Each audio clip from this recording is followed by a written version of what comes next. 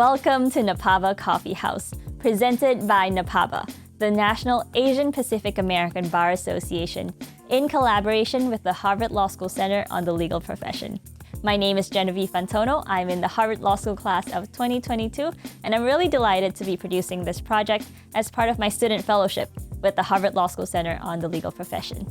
In today's episode, episode 3, you will hear a conversation between our host, Lawrence Tu, and our guest, Marie O. Huber, who is the Chief Legal Officer at eBay. So a little bit about Larry and Marie. Our host, Larry Tu, retired from CBS Corporation in 2020. In his very exciting and very successful career, Larry has held a range of roles, including the Chief Legal Officer and Senior Advisor to the CEO at CBS Corporation, General Counsel at Dell, General Counsel at NBC Universal, General Counsel for the APAC region at Goldman Sachs, partner at a major law firm, including managing partner at that firm's Hong Kong office, and so much more. Meanwhile, today's guest, Marie O. Huber, is the Chief Legal Officer at eBay. As all of you know, eBay is a global commerce leader connecting millions of buyers and sellers around the world. So Marie has been at eBay since 2015. And as Chief Legal Officer, she leads a global team of over 300 people spanning legal, government relations, and public policy matters. So this spans everything from corporate governance and board and ESG matters to litigation and dispute resolution and M&A and competition. Marie also serves on the boards of 2 companies. So we have a fantastic conversation between Larry and Marie lined up just for you. If you are an in-house attorney who is climbing up the ranks and hoping to become a GC someday, today's episode of NAPABA Coffee House is an absolute must-listen. It is full of substantive insights, like what is the difference between, coming up internally versus coming in externally for a role? How do we think about some of the competing pressures between work and family? How do we build the skill set to manage people problems? And how do we ask for feedback, both informally and formally? At one point in this conversation, Marie says, people are not born knowing how to lead global diverse teams spanning 15 plus countries. You just have to make a few mistakes, have a few successes, and then you learn. And as a law student, as a very, very junior person who has had some small successes, but mostly just makes a ton of mistakes every single day, I really love the growth mindset and the actionable advice that you hear in this interview, especially the bit about asking for feedback. So in that spirit, if you have any feedback to give me, to Larry, or to the NAPABA Coffee House project, please leave a comment below. We'd really love to hear your thoughts. All right then, without any further ado, here is Larry and Marie.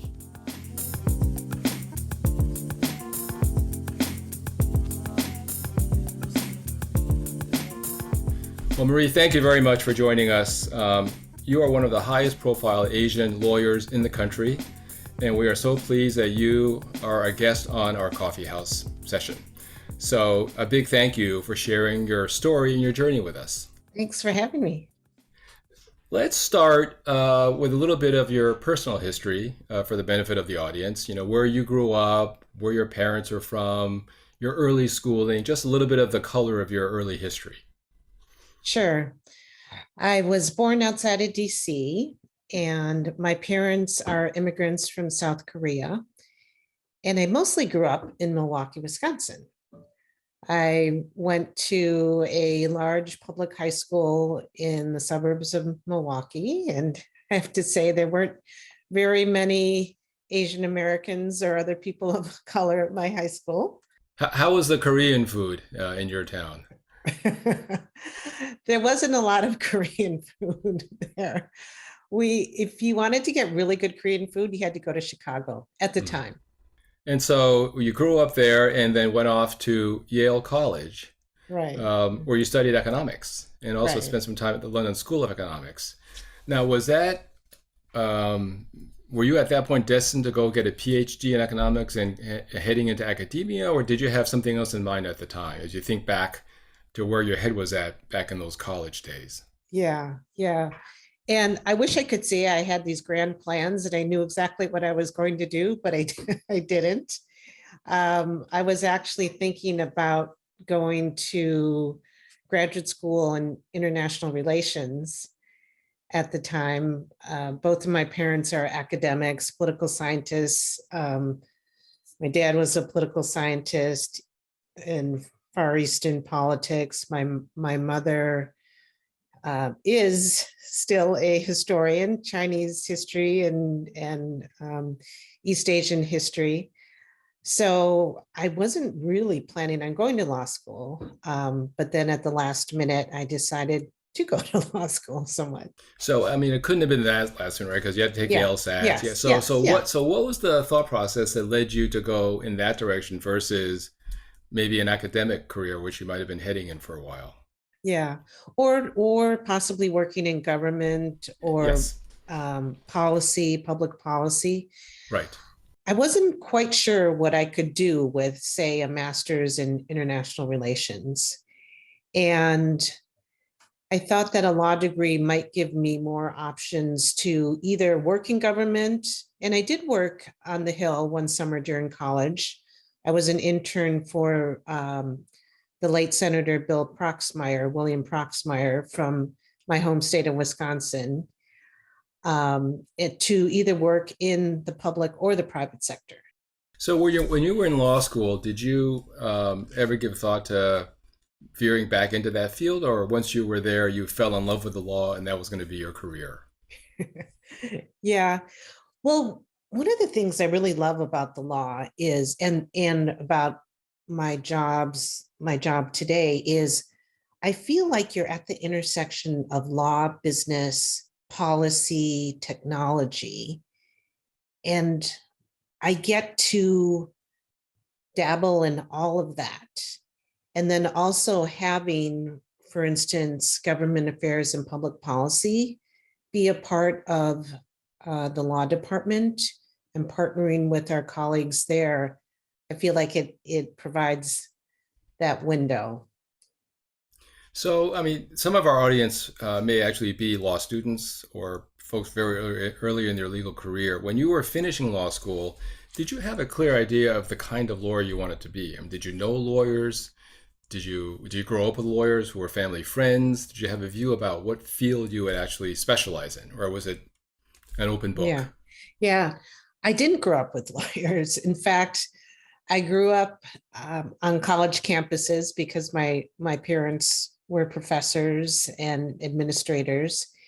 And afterwards, once I started practicing law and I had friends who grew up in families of lawyers, I realized like, oh, that must have made it easier for you to understand like just that whole language. And as a junior lawyer, I felt like it probably would have been pretty helpful to have parents or people that you could turn to, because my family was very much not business oriented, or we didn't have lawyers in the family. Now we do. My brother's a lawyer as well, but I didn't grow up around Yeah. lawyers at all.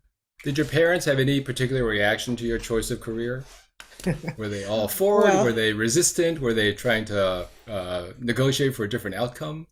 no, well, maybe like a lot of us, I had um, somewhat traditional parents who didn't grow up here and where education was supreme, and what you did. I mean, at least for them, education was more important than power or money, and so having my sister's a doctor and my brother's a lawyer and I'm a lawyer. So very much a family where they wanted and expected us to go to grad school. And we sort of joke around that you kind of had to get a degree that ended in a D, like PhD, MD, JD. And my husband's an MBA. And so he's like, oh, is that good enough? Does that count? Yeah, I don't think that counts. I don't see a D in that acronym. No. Yeah. Yeah. So off to law firms for the first 4 or 5 years of your career after law school, East and West Coast, doing M&A work and securities work. Yeah. So tell us a little bit about that. I mean, that was that a choice you made to go into M&A? Was it influenced by something that you found interesting about it? Yeah, how did that focus occur? Yeah. Well, first of all, part of my reason for going to a big firm after law school was to help pay off my student loans, just being super practical about it. And then in terms of the field, I'd liked I liked business, or from the little I knew or what I was learning about it. And I liked the idea of doing deals and transactions and being able to learn about other companies, interact with different sorts of people, get to meet people. I found that exciting and stimulating. Hmm. So this may feel like ancient history to you at this point because those law firm days are so long ago, Yeah, and it law firms have was. certainly changed a lot. Yeah. But you know, if you could give advice to young lawyers just starting their careers in law firms, uh, would you say anything to them about how to make use of that time? I mean, you ended up obviously not staying in a firm, nor did I, and many of us did not. But many do and go on to have very successful careers in law firms. But regardless, or most of us started there and got something out of that experience, which then launched us into other things down the road. Although law firm life in the early years isn't necessarily the easiest for young associates, would you Mhm. give any guidance to a young lawyer about how to make the most of that time? Yeah, I think it's so right to recognize that it may not be the easiest. Like my family talks about how they had to come rescue me before the holidays, or um, but really take advantage of that time if you have it. And as you said, people have wonderful lifelong careers in law firms. So to me, the best part about being in a law firm is you really get to immerse yourself in the law, in the legal field. If you think about it, if you go to a corporation, you go into business, you go into something else, law is not, it's not the revenue generator, it's not the main topic, right? You might be supporting, you might be partnering, but you get to be surrounded by super smart, very interesting, curious, driven people who are of like mind, like you, and just try to soak that up, learn as much as possible, either by doing, learning how to draft, to communicate, to negotiate, to handle a meeting, to interact with clients, to interact with your colleagues, to figure out how to bring a project together. One thing I realize is so much of our work in the real world is is somewhat glorified project management or leadership. I mean, it gets to be leadership when you get more experienced and when you are at a certain position, but having that ability to walk down the hall and to get advice or just to kick around an issue with a colleague who's knowledgeable is just such a special and unique opportunity, and something that I still miss today, because when you're in house, you are often alone in dealing with issues. And especially think about it, you could be in a small office, you could be in a different country. Even if you're, say, at headquarters and you're working in a big company, you might be the only person dealing with that specialty. And so, yes, you might have some colleagues around, but you don't have that richness of the ability to have that dialogue on issues. Yeah, I mean, I could not agree more. I think people should soak it in and get the most out of it because it's really a rich time period, even though it has lots of miserable elements as well in terms of hard work and long hours. It's a place where you're surrounded by like-minded people doing similar things, and you're learning from each other. Yeah. And the other thing I'd say too is like get out of your office if you have opportunities to go to lunch, to go to coffee, go to dinner, go on a business trip, even if it's hard, like do all those things that get you out, meeting people, interacting with people. Like you might think, oh my God, I have to write this brief, or I have to draft this contract, or I need to write this note or answer this question. But that's what's hard to understand in the moment when you're a more junior lawyer, that those relationships that you can build and that practical knowledge and advice you can get from being with other people and interacting with them at the time is just invaluable. So in year 5 after law school, you went in-house and never looked back to resume your career in the law firm. I'm curious what led to that. Was it something that you wanted to do? Were you looking for it? Did opportunity come knocking on your door unbeknownst to you? What actually occurred? Yeah, well, I never intended to stay at a law firm for the whole duration. I think they're great places, and many people have rich and rewarding careers.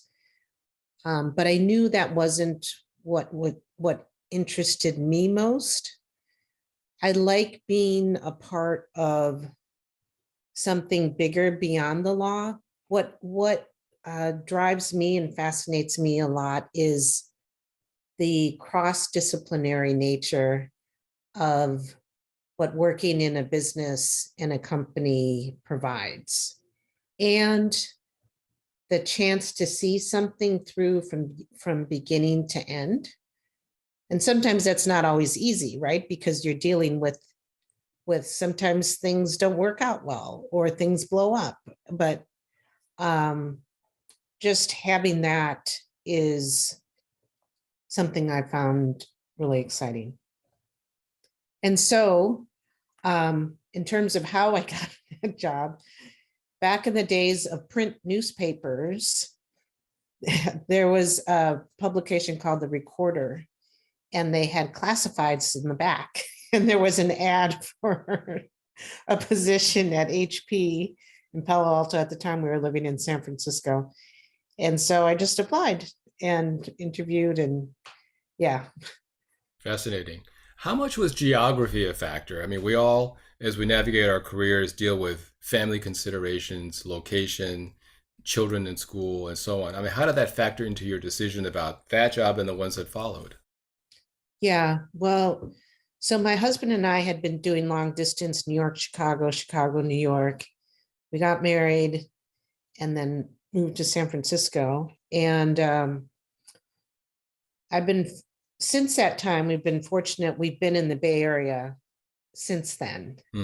And, but one thing I tell lawyers that I mentor is if you can be mobile and that will provide you with more opportunities. And I feel fortunate, and I've certainly had opportunities in other places.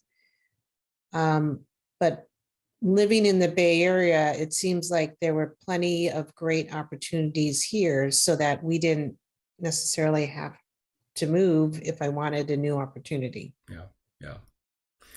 So from there, 15 years at Agilent, including 6 years at the end as the GC. So you ascended within the ranks and got promoted into the GC position. I'm curious whether when that happened, there was an external search process. Was it a competitive process? Did the company look outside? Or did they just know that you were the person and you ascended?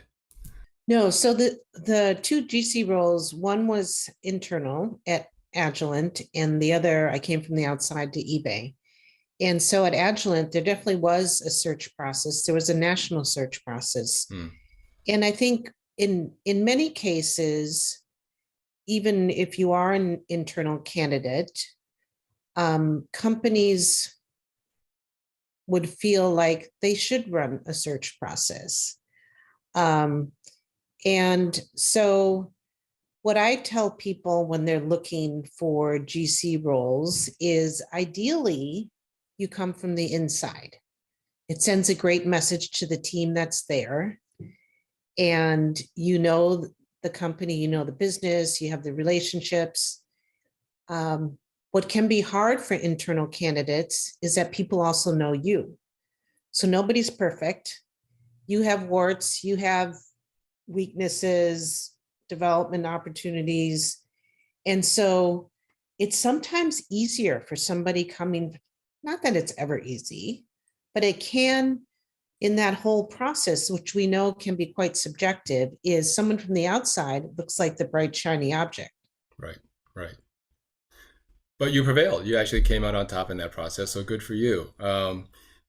You mentioned the internal candidates almost being known too well because they've been there for a while. Mhm. I mean, when you think about you and how you fit into the GC role and the things you did that make you successful, as well as the things that may become a little bit harder and less natural to you, um, what are your attributes that helped you succeed in that in your job, and what are the things you had to work harder at to become effective as a GC?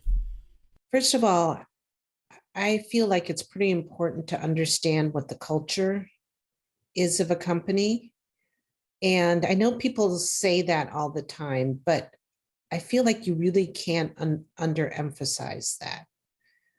Um, and to understand the leadership, obviously the CEO, but also who your colleagues are on the leadership team, the board, because you essentially report to the board too, and to understand like what are the dynamics of what's happening in the company at the time. Like when you become GC, is there also a new CEO? Is there a new CEO who's never been the GC of a, like in my case, a public company? Has there been a major transformational transaction or change within the company? How is the company's business going on at that time? And so what I've learned is trying to assess the culture, the business situation, and what will help the CEO and others succeed, and how can you contribute to the success of the company. And believe me, I didn't always get it right. Like it was definitely plenty of learning along the way. And I would say really understanding and taking the time to build relationships and think about what's going on in that person's situation. Like, have they just moved for another company and they're new to the role and they're trying to figure out the business and the team and all that? And like, how can you help them be successful in their role? Well, you touch on a lot of things that are just sort of accumulated wisdom from years of doing this. I've got to believe that at the beginning of your career, when you first became GC for the first time, some of this might have been less obvious to you, right? And you sort of Yeah, learned on the job. And so all of us will have stubbed our toes along the way and made mistakes as we learn some of these lessons, sometimes not so easily. yeah, for Yeah, sure, for sure. yeah, And especially if you come up internally, you need to think very consciously about, they used to see you in a certain role. How do you sort of pivot and put on a different hat, so to speak, because you're now like in that different position, and what are you going to give up, and how do you make your team successful around you? yeah, yeah. So you then went off from there to your current role. And I want you to take a moment to describe that role. But before you get there, I'm curious, what is it that led to that move? In other words, what process did you go through to decide that you were ready for a change, for something different? How do you reach that decision, and what factors really affected how you thought about that? Yeah. Well, once again, I didn't plan that. Um, but I feel like being open to new opportunities when they present themselves is something that's really important to me. And I think just a part of being curious to see what's out there. So I was very happy at Agilent. In some ways, it was less risky, more comfortable being there. But it was also a chance going to eBay to completely shift industries, to learn a set of new issues, to go from more of a B2B business, and HP that I'd been at prior to Agilent was largely B2B, to go into a very consumer-facing internet e-commerce, faster moving in terms of just the landscape around it. Business. So it was a little bit scary, but also pretty exciting. And so that's why I decided to move. Yeah. So, I mean, you just mentioned a lot of new things about the new role that were very appealing to you. It does, kind of naturally suggest the question about how important you think industry expertise is to the hiring of a GC, because you came in not necessarily knowing all of these issues that well because you were new to the sector, but Right. apparently it didn't matter. So how does a company think about that issue when they're looking for their next GC? I think it really depends upon what's happening at the company at the time.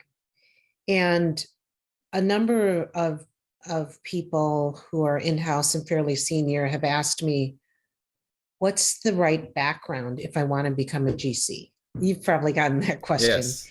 And there's, I think, a mistaken historical maybe assumption that you have to have a corporate M&A securities background. And yes, that's definitely one route if you're coming from in-house, right? A lot of GCs come from law firms, or they come from the government, or other areas. But if you're talking about coming from another in-house role, that's not necessarily the best way. In other words, it can really depend upon what does the company need at that time. Maybe they need really good litigation experience or IP experience or commercial, or maybe they've just gone through a major crisis and they need somebody from the outside, like from government or a law firm. And so I think it just totally depends upon what's going on there, which is good, right? Because for all of you out there, you don't have to feel like, oh my God, I don't have the right background to become a GC. Yeah, so you would say it's not a particular substantive expertise necessarily, because it just depends on the match between the need of the company and the attributes of the candidate at any given time. And sometimes Yes. it's really hard to predict. Yeah. And it's certainly helpful if you have a strong team to help you. And I certainly owe it all to my team, who's super knowledgeable and very business savvy and great at what they do, Yeah. because they helped me tremendously. So let me turn to a discussion about the GC role and kind of your views on it. And I'll ask these questions not with maybe even this particular role in mind, but with any of the roles you've played during your career. So you can answer them generically or however you wish. I'd love to hear what it is you like the most about being GC, but also conversely, what do you like the least? What parts of the job do you really wish you didn't have, but of course come with the territory? Both sides of that coin. Yeah. um, I actually like the newness and the unpredictability of the issues that you face every day.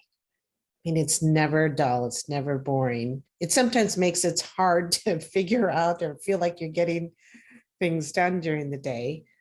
I love um, how law intersects with business, with policy, with technology. and thinking about innovation and new issues and how do you apply law to that, whether it's things like NFTs or digital assets or blockchain or just areas that didn't exist years ago, or certainly not when I started practicing, or how the concept of privacy has changed over the years. And so I love that part. I love the people part, whether it's working with, if you think about all the stakeholders, right? From customers, shareholders, the board, employees, your team, the communities where you live and work. I love the multifaceted nature of that. What don't I like? Oh, there's plenty of stuff I don't like, right? I mean, every job has its grind elements. If I had to say, sometimes all the budgeting work is hard, right? It's critical, but it's not necessarily my favorite thing all the time. What about what I found one of the most challenging things about this job is managing a team, managing people. Obviously, working with great people, developing them, nurturing them is all great, but it doesn't always work out. And managing an organization also means managing people problems. So, how did you get good at that? And what kinds of things should young lawyers do to develop that skill set, which is a very important part of the job? I feel like that's a lifelong journey, and that people are not necessarily born knowing how to lead a large, global, diverse team in, say, 15 plus countries.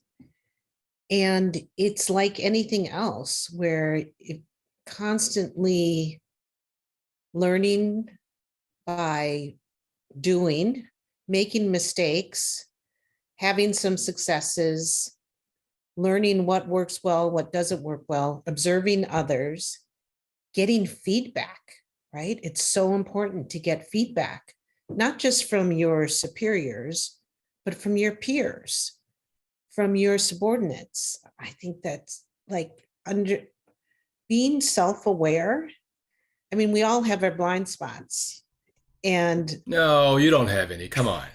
I have tons of that, believe me. Yeah. And so just being open to change and learning.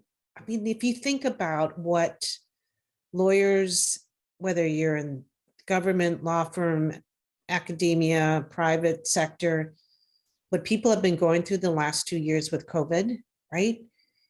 I don't care how great a leader you were before this, you've had to really think differently about how do I connect with, inspire, help people continue to learn and grow in very challenging circumstances. Yeah.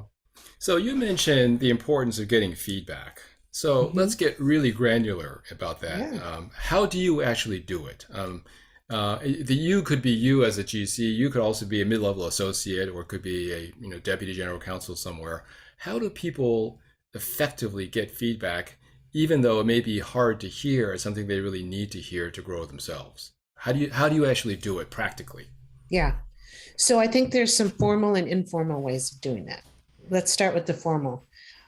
Formal could be doing something like asking for 360 feedback, where, and there are a number of tools and systems to do that.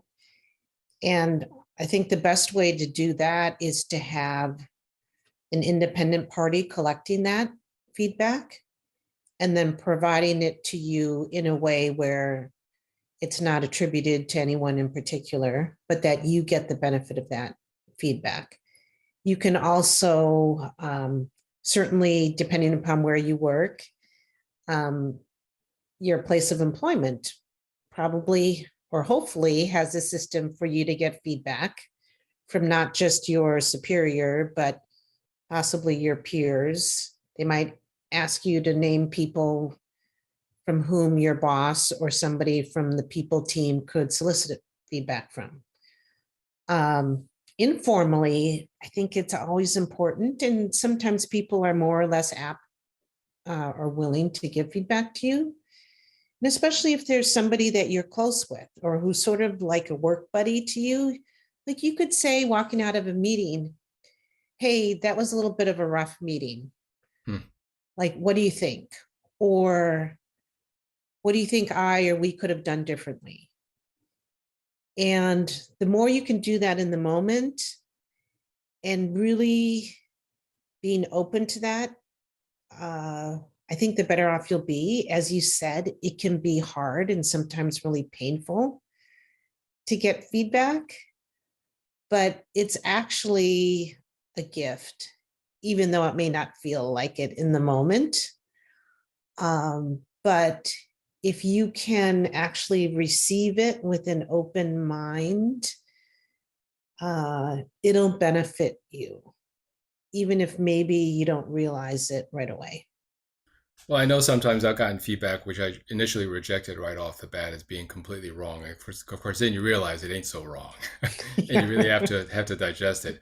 I mean, can you think of any feedback you got that might have been uncomfortable for you, but actually made you better and more effective once you incorporated it? So when I first became GC, I was talking about how you have to shift out of your prior role and just learning to give up and to delegate more and to understand and empower your people to do the work, to figure out how to do things, and to realize that even if they're doing something with a different approach than you might take, that's okay. And maybe it's even better than what God forbid. God forbid. And it probably is better. Yeah. But that's hard, right? Because many of us are trained to be perfectionists. We learn how to do things in a certain way, and then we convince ourselves that's the best way possible. Right. And then you have to let go. And you have to motivate your team by letting them do it their way. Yeah, definitely letting go. And there are sometimes, I think we all know people who always want to be the smartest person in the room. And sometimes they are, but personally, I don't feel like that's a good goal. Yeah.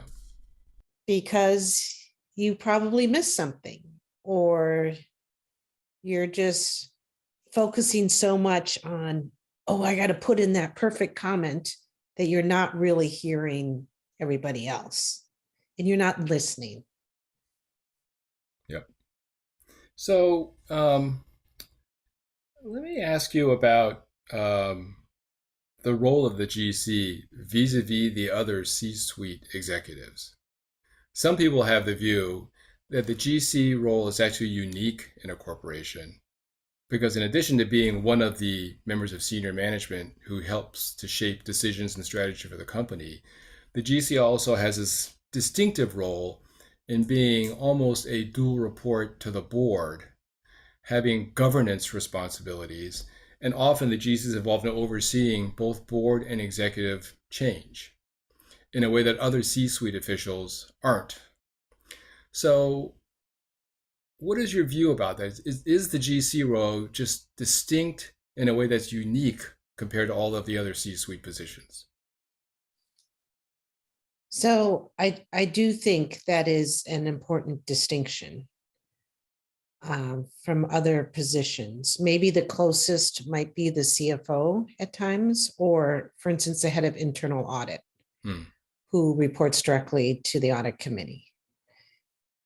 But as you noted, that the GC could be involved with board refreshment or changes, or potentially with leadership changes as well. And as you noted, it's not likely, maybe the head of the people team or HR might be involved with some of that. Right. but otherwise probably not most of the other C-suite positions.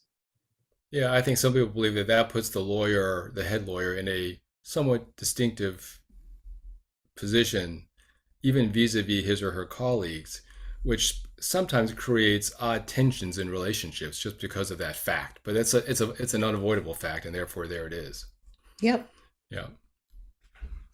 So you, in addition to your GC role, are also involved in other business activities for which you've been given some responsibility. Whether it's kind of out of office work or office relocations or security issues that are not necessarily legal in nature or only legal in nature. How do you feel about taking on those extra legal responsibilities and how you're prepared for that? So I've had government relations and public policy for quite a while, both at Agilent um, and at eBay. And at Agilent, I also had the communications team and the foundation. Um, and then fairly recently at eBay, the security and resiliency, so business continuity. I like that. I think it provides variety. And if you once again, have a great team, I don't think that you should expect to be an expert in everything that you oversee. That's why you have good people. But I think it's useful and it's helpful, frankly. And I thought where you were going to go with the question was serving on boards, which I think is also helpful in the role. Well, I mean, serving. You read my mind, because that was Yeah, going to be my next question, yeah. which is in addition to those corporate roles you've taken on, you also sit on some outside company boards, which is great, although I think unusual for some folks because many companies don't allow it or don't encourage it. I'm heartened to see that you're doing it. How do you juggle all of those responsibilities? I know you sit on, what is it, 2 or 3 outside corporate boards? Well, really, essentially one One. outside Okay. corporate board, Yeah. because the second one is something that my work asked me to serve on. Mm. And so, yeah, that one is in connection with the business we sold, and we retained a stake in that. And so we got to have 2 representatives Got it. on that other board. So really, Right. it's work. Right. And then the other one, so we do allow executives to serve on one outside role. And frankly, I think it makes you be a better business leader. Because for one thing, speaking of boards, it's really useful to see what it's like sitting on the other side of the table. I mean, Well, as in you, fact, I was going to ask you, what yeah, insights have you gained from being a board member as opposed to a GC of a company which is responding to the board? yeah. Well, for one, you're super sympathetic with the leadership team about how much work goes into preparing for the board and committee meetings, and really realizing, like, oh my gosh, every single comment, how to make sure every comment doesn't get interpreted into like sending a lot of people scurrying and doing a bunch of work. Right. And also, but just really recognizing as a board member, how do you add value, and how that's very different from the role of an operator, right? At being a member of the C-suite, you're an operator, but the distinction of those roles is so critical. And just trying to understand and sort of really pull up and just focus on adding value from the broader strategic and external landscape.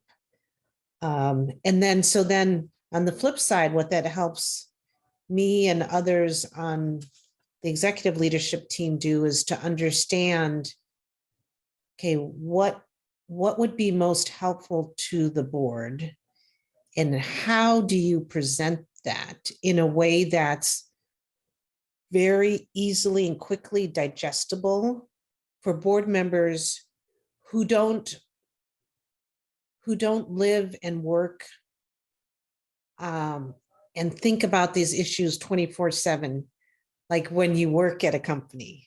Well, it sounds like it's a win-win for both of those vantage points. Yeah, For you to serve on a board, you see it from both perspectives and improves, I think, both roles, which is, I think, a great outcome. yeah. And I'm a firm believer in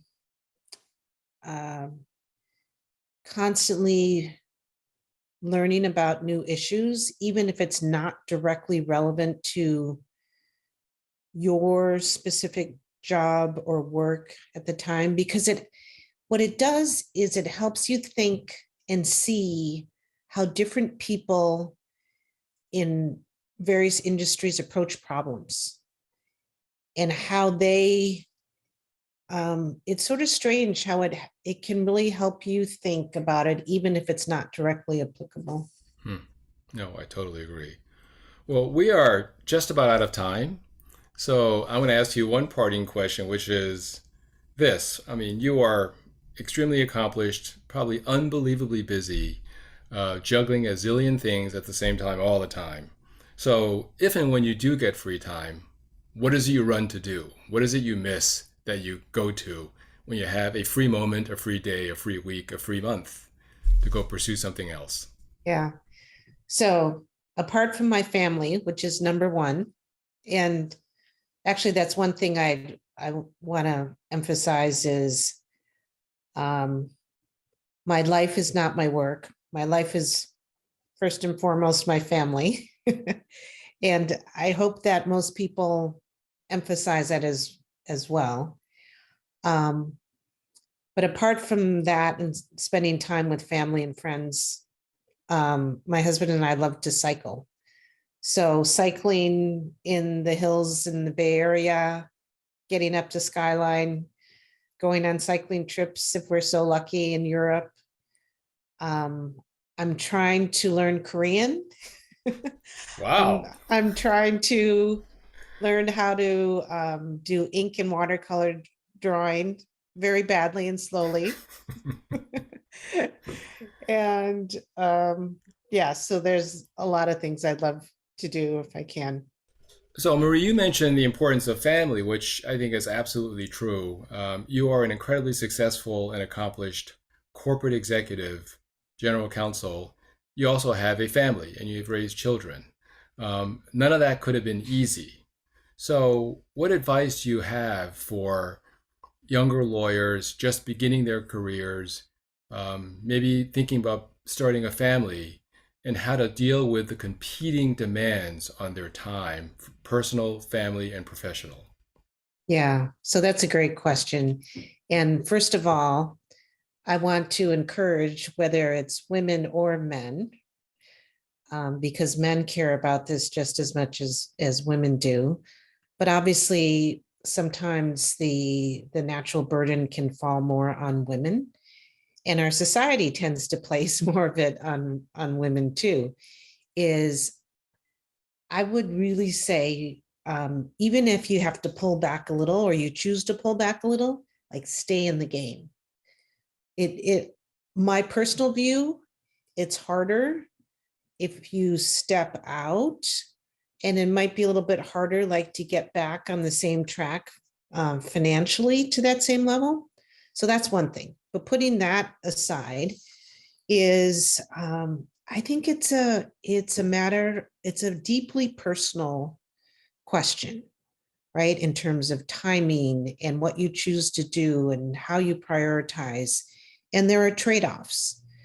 I also feel like your career can kind of go in waves where sometimes you might focus more on your work and sometimes you might focus a little bit more on family, and that's okay. Because think about your career as a really long-term thing. And what you do like 1 month, 2 months, 1 year, 2 years, I mean, whatever, isn't going to dictate like the arc of your life. And so maybe give yourself a little bit of a break if you're not always going 120%, for instance, on your career. And then also, if you're fortunate enough like take advantage of, if you happen to have a great partner or family support or friends around you, take advantage of that help and support. If you're fortunate enough to have financial resources to help pay for some help, like do that. And then what I find just as hard, or can be at times, is like learn to let go of some things. So in my family, like the cute little notes your kids write about what they're thankful for, we still have one on our microwave. When my son was 9, he wrote, "I'm thankful for primos from dad," meaning, and primos was our name for like special Sunday dinners.